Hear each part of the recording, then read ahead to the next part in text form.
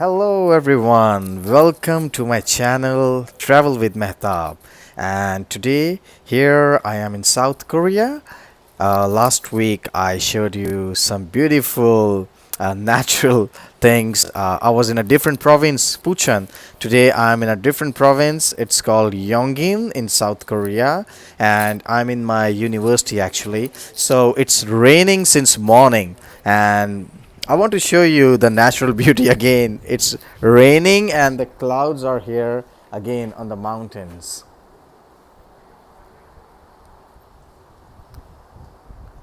I love natural beauty. So you can see the clouds.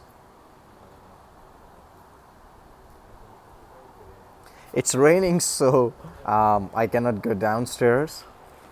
Let me show you from this side as well.